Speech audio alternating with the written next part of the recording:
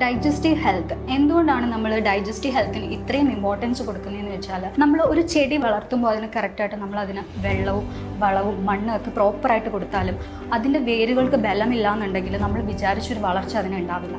Same like that അതുപോലെ തന്നെയാണ് നമ്മുടെ മനുഷ്യ ശരീരവും. നമ്മൾ എത്ര തന്നെ പ്രോട്ടീൻ കഴിച്ചാലും വൈറ്റമിൻസ് മിനറൽസ് എല്ലാം നമ്മൾ എടുത്തിട്ടുണ്ടെങ്കിൽ ഫൈബർ വാട്ടർ എല്ലാം എടുത്തിട്ടുണ്ടെങ്കിലും നമ്മുടെ ഡൈജസ്റ്റീവ് സിസ്റ്റം അല്ലെങ്കിൽ നമ്മുടെ കുടലുകൾക്ക് അതിനുള്ള ശേഷിയില്ല, അതിനെ വലിച്ചെടുക്കാനുള്ള ശേഷിയില്ല, അല്ലെങ്കിൽ ഡൈജഷൻ പ്രോപ്പറായിട്ട് നടക്കുന്നില്ല എന്നുണ്ടെങ്കിൽ നമ്മൾ ഈ കഴിച്ച ന്യൂട്രിയൻസ് എല്ലാം ഒരു ഗുണവും ഇല്ലാതാവും, അല്ലെങ്കിൽ അത് നമുക്ക് യൂട്ടിലൈസ് ചെയ്യാൻ പറ്റാണ്ടാവും. അതുകൊണ്ടാണ് ഡൈജസ്റ്റീവ് ഹെൽത്ത് ഇത്രയും ഇമ്പോർട്ടൻ്റ് ആയിട്ടുള്ളൊരു ടോപ്പിക്കായത്. Tips to improve our digestive health. നമ്മുടെ ഡൈജസ്റ്റീവ് ഹെൽത്തിനെ ഇംപ്രൂവ് ചെയ്യാനുള്ള കുറച്ച് ടിപ്സാണ് പറയുന്നത്. നമുക്ക് കോമൺ ആയിട്ട് അറിയാവുന്ന കുറച്ച് ടിപ്സാണ്, എങ്കിൽ കൂടി നമ്മൾ കൂടുതൽ പേരും അത് ശ്രദ്ധിക്കാത്ത കുറച്ച് കാര്യങ്ങളാണ്. ഇപ്പം നമുക്ക് ആഹാരം കഴിച്ചു ആ ആഹാരം പ്രോപ്പറായിട്ട് ദഹിക്കുന്നില്ല, ബ്ലോട്ടിങ് വയറിന് അസ്വസ്ഥതയൊക്കെ ഉള്ള ആൾക്കാരാണ് നിങ്ങളെങ്കിൽ നമ്മൾ ഫോളോ അപ്പ് ചെയ്യേണ്ട ഒരു കാര്യമാണ് ഈറ്റ് ഹൈ ഫൈബർ ഡയറ്റ്. ധാരാളം നാരുകൾ അടങ്ങിയ ആഹാരങ്ങൾ കഴിക്കുക എന്നുള്ളതാണ്. ധാരാളം നാരുകൾ അടങ്ങിയ പച്ചക്കറികൾ, പഴങ്ങൾ, ധാന്യങ്ങൾ ഒക്കെ കഴിക്കുക എന്നുള്ളതാണ്. ഇപ്പം നമ്മളിപ്പോൾ സെലക്ട് ചെയ്യുന്ന ഫുഡ്സിൽ കൂടുതൽ നമ്മൾ ടേസ്റ്റ് വൈസ് അല്ലെങ്കിൽ ലുക്ക് വൈസ് നോക്കിയിട്ടാണ് നമ്മളെപ്പോഴും ഫുഡ് സെലക്ട് ചെയ്യുന്നതെന്ന് വെച്ചാൽ, ഇപ്പോൾ നമ്മൾ ഗോതമ്പ് കൊണ്ടൊരു ചപ്പാത്തി അല്ലെങ്കിൽ ഗോതമ്പിൻ്റെ എന്തെങ്കിലും കഴിക്കാൻ സെലക്ട് ചെയ്യുമ്പോൾ അത് കൂടുതലും നമ്മൾ റിഫൈൻഡ് പ്രോഡക്റ്റ് ആയിട്ടുള്ള ആട്ട അല്ലെങ്കിൽ മൈദ അതൊക്കെയാണ് നമ്മൾ കൂടുതലും പ്രിഫർ ചെയ്യുന്നത്. ബിക്കോസ് ഓഫ് അതിനാണ് ടേസ്റ്റ് വൈസ് നമ്മൾ ഇമ്പോർട്ടൻസ് കൊടുക്കുന്നതെന്ന് വെച്ചാൽ.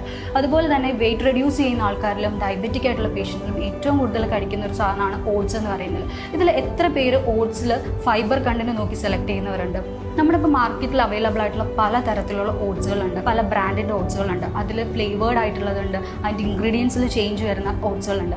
ബട്ട് നമ്മളൊന്നും അതിൻ്റെ ഫൈബർ കണ്ടന്റിന് ഇമ്പോർട്ടൻസ് കൊടുക്കുന്നില്ല. സോ ഫൈബർ എന്ന് പറയുന്നത് വളരെ ഇമ്പോർട്ടൻ്റ് ആയിട്ടുള്ള ന്യൂട്രിയൻ കണ്ടന്റ് ആണ്. ഇത് എന്തിനാണെന്ന് വെച്ചാൽ നമ്മൾ കഴിക്കുന്ന ആഹാരത്തെ ഒരു സ്മൂത്തായിട്ട് ദഹിക്കാൻ വേണ്ടിയിട്ട് അതിൻ്റെ ആ ഫുഡിൻ്റെ മൊമെൻറ്റിനെ ഒന്ന് പ്രോപ്പറായിട്ട് കൊണ്ടുപോകാൻ വേണ്ടിയിട്ട് നമ്മുടെ ശരീരത്തിൽ നമ്മുടെ ഫുഡിനകത്തുള്ള ഈ ഡയറ്ററി ഫൈബർ നമ്മളെ ഹെൽപ്പ് ചെയ്യുന്നുണ്ട്. എന്താണ് പ്രോബയോട്ടിക്? പ്രോബയോട്ടിക് എന്ന ടേം നമ്മൾ ഈയിടെയായിട്ട് ഒരുപാട് കേട്ടൊരു ടേമാണ്. സപ്ലിമെൻറ്റ്സിലും മെഡിസിൻസിലൊക്കെ ഒരുപാട് ആഡ് അപ്പ് ചെയ്യുന്നൊരു സാധനമാണ് പ്രോബയോട്ടിക്. പ്രോബയോട്ടിക് എന്ന് വെച്ചാൽ നമ്മുടെ ബോഡിയിൽ ഒരുപാട് ബാക്ടീരിയാസ് ഉണ്ട്. ഇതിൽ ഗുഡ് ബാക്ടീരിയാസ് ഉണ്ട്, ബാഡ് ബാക്ടീരിയാസ് ഉണ്ട്. ഇതിൽ ഒരു കൂട്ടം നല്ല ബാക്ടീരിയാസ് ഉണ്ട്, നമ്മുടെ ദഹനത്തെ കൂടുതൽ പ്രൊമോട്ട് ചെയ്യുന്ന, നമ്മുടെ ഡൈജഷനിൽ ഇൻവോൾവ് ചെയ്യുന്ന ഒരു തരം ബാക്ടീരിയാസ് ഉണ്ട്. ആ ഒരു കൂട്ടം ബാക്ടീരിയാസിനെയാണ് പ്രോബയോട്ടിക്കുകൾ എന്ന് പറയുന്നത്.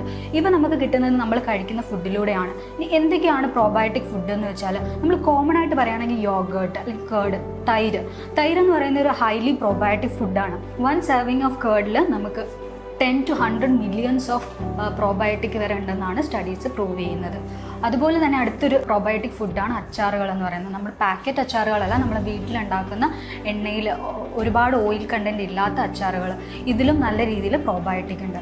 അതുപോലെ തന്നെ നമുക്ക് ഭയങ്കര അവൈലബിൾ ആയിട്ടുള്ള സാധനമാണ് പഴങ്കഞ്ഞി എന്ന് പറയുന്നത്. തലേ ദിവസത്തെ ചോറ് പിറ്റേ ദിവസം പുളിച്ച് വരുമ്പോൾ അതിനകത്ത് ഈ പ്രോബയോട്ടിക്കിൻ്റെ കണ്ടൻറ്റ് ധാരാളമായി കണ്ടുവരുന്നു. പിന്നുള്ളത് നമ്മുടെ സൗത്ത് ഇന്ത്യൻ ഡിഷസ് ആണ്. നമ്മുടെ ഇഡ്ഡലി, ദോശ പോലുള്ള മാവ് പുളിപ്പിച്ച് കൊണ്ടുവരുന്ന ആ ഒരു സൗത്ത് ഇന്ത്യൻ ഡിഷസിനകത്തെല്ലാം പ്രോബയോട്ടിക് കണ്ടൻറ്റുകളുണ്ട് എന്ന് സ്റ്റഡീസ് പ്രൂവ് ചെയ്യുന്നു. Skip your bad habits. എനിക്ക് എന്തെങ്കിലും ബാഡ് ഹാബിറ്റ്സ് ഉണ്ടെങ്കിൽ ഇപ്പോൾ സ്മോക്കിംഗ്, ആൽക്കഹോൾ, അതുപോലെ തന്നെ എക്സസീവായിട്ട് കെഫൈൻ എടുക്കുന്ന ആൾക്കാരുടെ ഡൈജഷന് പ്രോബ്ലംസ് ഉണ്ടാവാൻ ചാൻസ് കൂടുതലാണ്. നെക്സ്റ്റ് നമ്മൾ നോക്കേണ്ട ഒരു കാര്യം എന്താണെന്ന് വെച്ചാൽ സ്റ്റേ ഹൈഡ്രേറ്റഡ്. ധാരാളം വെള്ളം കുടിക്കുക എന്നുള്ളതാണ്. ഒരു 2 to 3 ലിറ്റർ വാട്ടറെങ്കിലും നമ്മൾ ഇൻടേക്ക് ചെയ്യുക എന്നുള്ളതാണ് അടുത്തതായിട്ട് നമ്മൾ നോക്കുന്ന കാര്യം. പക്ഷേ ഇതിൽ എത്രത്തോളം വെള്ളം നമ്മുടെ ബോഡിയിൽ നിന്ന് എലിമിനേറ്റ് ആവുന്നു, ഇപ്പം നമ്മൾ എത്ര കുടിച്ചാലും അത് അനുസരിച്ച് നമ്മുടെ യൂറിനിലൂടെയും സ്വെറ്റിലൂടെയൊക്കെ ഒരുപാട് വെള്ളം നമ്മുടെ ബോഡിയിൽ നിന്ന് എലിമിനേറ്റ് ആവുന്നു. അപ്പോൾ അത്രയും തന്നെ വെള്ളം നമ്മൾ കുടിക്കുന്നുണ്ടോ, നമ്മുടെ ബോഡി ഹൈഡ്രേറ്റഡ് ആയിട്ട് ഇരിക്കുന്നുണ്ടോ എന്ന് നോക്കുക എന്നുള്ളതാണ് നെക്സ്റ്റ് ഫാക്ടർ എന്ന് പറയുന്നത്. നമുക്ക് ഡൈജസ്റ്റീവ് ഹെൽത്തിന് ഇമ്പ്രൂവ് ചെയ്യാൻ വേണ്ടിയിട്ട് നമ്മൾ ആഹാരം പോലെ തന്നെ നമ്മുടെ ഉറക്കവും ഫിസിക്കൽ ആക്ടിവിറ്റിയും ഒക്കെ നമ്മൾ ഇമ്പ്രൂവ് ആക്കേണ്ടതായിട്ടുണ്ട്.